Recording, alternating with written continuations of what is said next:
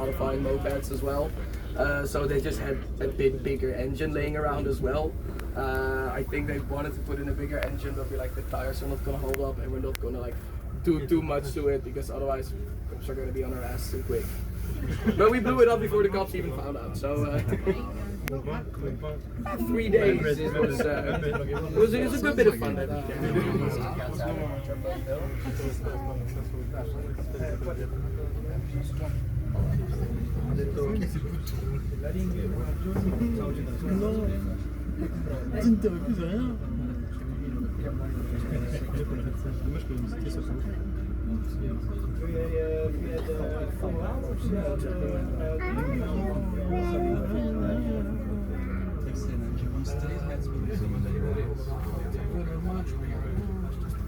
What we can see here on the left is our very famous Amsterdam Central Station.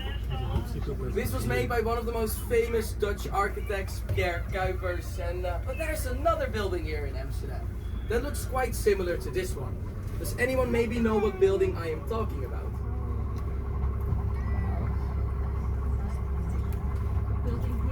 A building here in Amsterdam that looks really similar to our Central Station.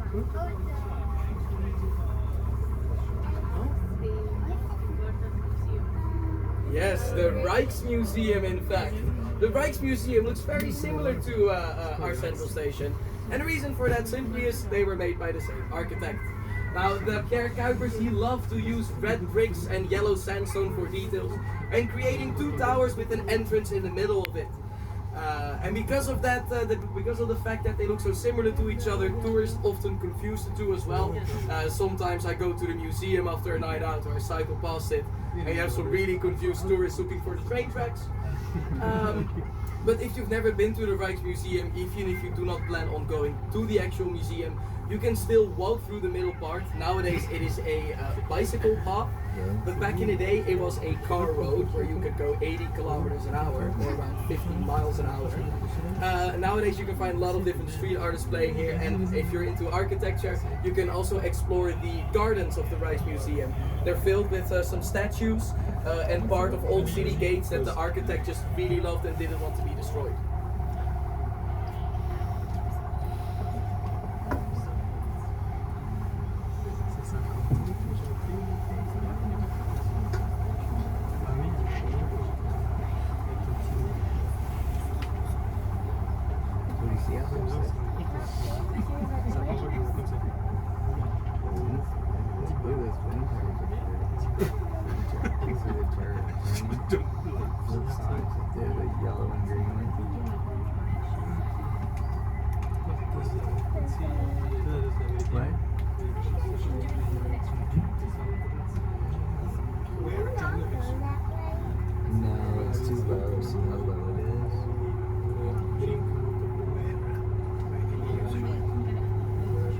Got a really interesting question from the back about these houses that we have on top of the water.